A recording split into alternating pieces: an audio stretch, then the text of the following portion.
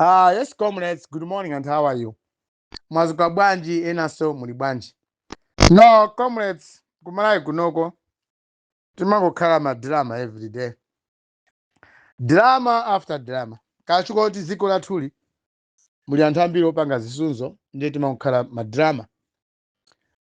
Nkhani ili apa drama yayikulu kwambiri njokuti I was reading in one of the papers akunena kuti aboma afuna kapange mwambo kunthungwa komwe kunafera vice president anthu ena aja 8.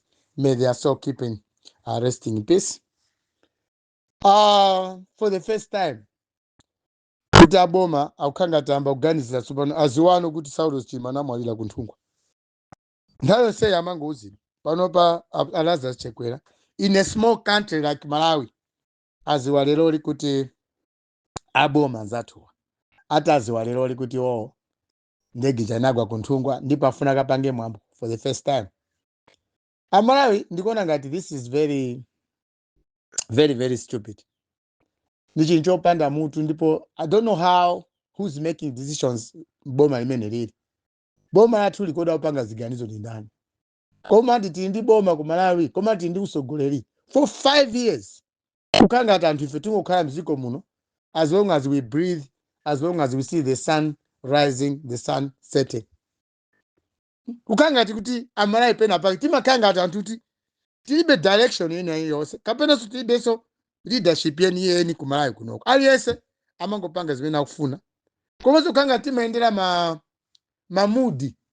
We have got mamudi. Tima attitude tinatake tokuti I can say tima attitude. Tindima attitude ena yake ukuthi they're not helpful. They're too personal. Koma tima atenga kukanga ati kukatenga ati ma public concerns or public consumptions. Chicho kuti ndege chaitagwa kunthungwa Amalawi ambiri chimene timayembekeza. Timayembekeza kuti a state president athu anyamuka ku Lilongwe kubwera ku Chikangawa kuzafuna nawo ndege. Yakula na boma include some other key ministers. Akanabwera nawo kuja ku Chikangawa kucheza nawo kufuna vice president waziko kufuna ndege. We expected even the army general to be there because nkhani ya vice president nani nkhani yaikulu kwambiri, imfa yake inali yaikulu kwambiri. That's why maiko ena anazatumiza nthumwi kubwera mpaka anazabwera Odinga from Kenya representing the president of Kenya and another is it the vice president from Mozambique. Maiko ambiri anatumiza anthu akulu maliro achatu anali ufunikira kwambiri. Koma lero zukanga tizokuti tili pa drama inake yomwe ilibe sogolo. Picture imene tikulanda from the government ikutipasa maganizo ena kuti ukanga ati pena pa ukanga ati anthu ife ndife anthu wamba basi. So we don't even have morals. We don't even have that empathy. Olo umuntu weni ukanga ati tilibe Amalawi. Chiwa panopa kuli mwambo pa 10 June the family of Chilima akakumana kunsipe ndakula na chipani chomwe Saulos Chilima nani soglake cha UTM. Malawi government achakwera afuna akhale kunthungwa ati kakapanga pira pamene panagwa ndege pacha. But looking at the time nthawi imene tadusamo iyi chifeni SKC aboma mbali achakwera iyi sene kangati akhala kudana ndi anthu ambiri chiwa chozunzulidwa komwe osakuona kuti kuzunzulidwa kumene akuzunzulira Chakwera ndikwachoona. Anthu akuzunzulira Chakwera muchoona. Koma Chakwera kanga tisakuziwa kuti akuzunzulidwa munjira yabwino kwambiri. Akhala kuzunzulidwa munjira yabwino kwambiri Chakwera. Akakhala Chakwera ndi umunthu weniweni. Akakhala munthu woyamba kupita pamene panagwa ndege pacha. Tayi chendege bolo atangoti asanayike maliro. Olo mwamba maliro sanayambe. Olo mene maliro amatengedwa kuchoka ku Chikangawa kupita ku Lilongwe. Achakwera kanakhala pomwepo. Kapena wina wake ndithu akanakhala pafupi kuti azachite nawo mwambo mene. Choti fa Malawi tu maliro timalirana. So lero 10 June ali pafupi tikumva manongonongo ma newspaper kuti MCP yakani mu special mwambo kunthungwa komasa kama ngapo kena kake pa uchana. Pacha panagwa ndege pacha. Koma nthawi yonse Achakwera khala kubwera kumpoto kuno. He has never thought of going there, including this vice president. Yemwe nali wachiwiri kwa SKC kuchipani cha UTM. Panopa ndi vice president waziko Michael Usi. They've never dared going there. Zimene mata kati kuwafunsa kuti pitani mkaone pana gwandekeja, pitani mkaone pana gwandeke paja. They never dared to go there. Koma lero basi from nowhere afuna kangoika upira pene paja. Sizikupereka meaning yeniyeni. It does not sound good. Sizikuveka bwino yayi. And pena pake you wonder who is making decisions in this country. Kodi amapanga ziganizo zoyendesera ziko lati kumala kuno ni ndani? Because Achakwera seems to be blank. And the other thing is like this. Maliro a Chilima ansatha kuboma anapangisa maliro aja kukhala ngati kuti ndi opepuka kwambiri. Ananyoza kwambiri maliro a Chilima. Kunyoza kwakukulu ndi mmene Achakwera anapanga set commission of inquiry. Chili chimene chicha Malawi ambiri mmene akuchiziwa bwinobwino. Kodi commission of inquiry imene anapanga Achakwera inali ntchito yake nacho tani? What was the use? What was the reason why or behind setting a commission of inquiry? Because kugwa kwa ndege imafuna technical expertise. Kumafuna ma expert oti amaziwa ndege technically. Of course aku Germany anatipasa guideline. Anatisegula kumaso mendege inaendera. But what made that to happen like that? Sidi kulongo sisi kumveka mpaka panopa.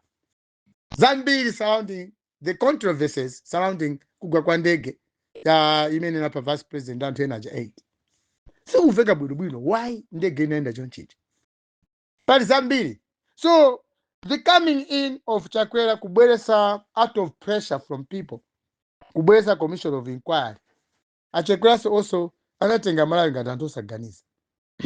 Excuse me. Why I'm saying that Achakwera anatenga ngati anthu osaganiza? Nchifukwa chakuti anatenga anthu omwe saziwa za ndege. How can you get a lawyer to investigate a plane? How can you take a mayor in Kosama Kosimberwa to investigate a plane, to be part and parcel of the commission? How can you get a former judge to be part and parcel of the commission of inquiry? No wonder why Namio Anasta withdraw his position with another reverend. Is it the Reverend Band or Pastor Band? Anakana. Because they were not expert. They're not even expert mkani kukua kwa ndege. Tima onela ma TV umumu ndege zikagwa maiko ena. Kumapita ma expert. Ama kaona ichi. Koma kungotenga mafumu, kungotenga majaji, kungotenga ndochuka in society. Kwa panga kukaga commission of inquiry. Pamene paja tinaonesa usiru kwa mbili.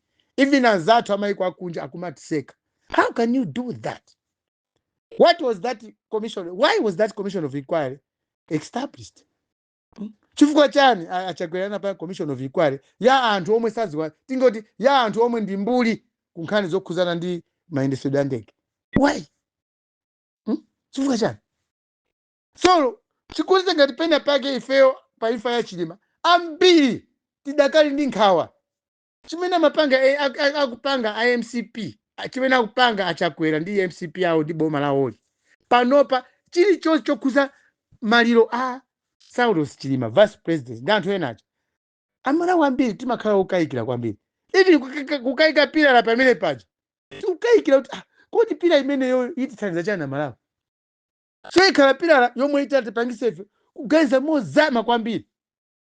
The pila imene tega MCP kapena boma pa nthumwa paja. Ikhala ngati kuti is a victory celebration kuti Saulos Chilima kulibe. Panopa they are happy and they are going to campaign vigorously to continue being in office. Pila imene mwina ukaka kunthumwa kuja MCP is a victory pila for MCP. Chifukwa ikakhala pila yeniyeni yoziwika bwinobwino. Mwina Achakwera akananena in one of his addresses to the nation kuti kunthungwa ndikayikako pila ya Chilima pa 10 June. Mwina akanayankhula mu January, mwina akanayankhula last year pamelo a Chilima. Mena amayika Chilima kunsipe. Speech ya president mwina akanakhala imene iyi kapena ku Bingu. Speech yawo akananena ndi kuti pagwa ndege paja. Tizamangapo pila yokumbukira munthu tayika munthu amene tukayika kunsipe. He never said that. He's been quiet all along. So Amalawi pena pake so ifeso Amalawi pena pake timakhanga ndifa anthu oti zikoli tinangokuma namo zisiri zokha zosaganiza. Tima nena kuti ndifa Amalawi timakondana. Kuma pena pake Amalawi timataya umunthu. That's why timasankha molakwika. Anthu katachena Chakwera kwaika mbomu. Anthu kuno kumalawi timatoleda kwa basi. Ndazisogera opusa ngati amene wawo. There's no meaning today pa 10 June ambiri timaziwa akuchipani cha UTM akubanja kwa Chilima manena kuti kuzakhala mwambo pa 10 June. Koma MCP yangobwera mkatikati ko. Koma MCP omweyo atapanga commission of inquiry. Achakwera omweyo anene naso poera kuti commission of inquiry mejai akuziwa ndi mulungu. How can you say that? How can the whole president kumanena kuti outcome commission of inquiry manager na also panopa sakuziwa china chichose akuziwa ni mulungu? Yet him himself Chakwera anatenga anthu omwe saziwa china chilichonse okuza ndege kwaika commission of inquiry. How was he expecting to get the positive results of that inquiry? Amarawi, you should not be taken for granted. Awawa Chakwera wawa, if this is campaign, if Amarawi tinapanga kale chiganizo, we will no longer vote for Lazarus Chakwera. Chifukwa maliro a Saul Chilima vice president wawa Chakwera sana tilongosole bwino ndipo kuika pira imene hii kwa ife ya Malawi tikuitenga ngati kuti is a victory pira for MCP kuti anathana naye munthu yemwe akana asokoneza campaign kapena zisankho zapa 16 September pano. The pira ati Nthungwa ndi victory pira yoti anthu amene munthu amene amasokoneza ndale kapena kayendesedwe zinthu zina boma kapena munthu amene amapereka chiopsezo kwa iwowo kuti ndale zawo zisayende bwino anathana naye. That's why they want to put a victory pira pa Nthungwa.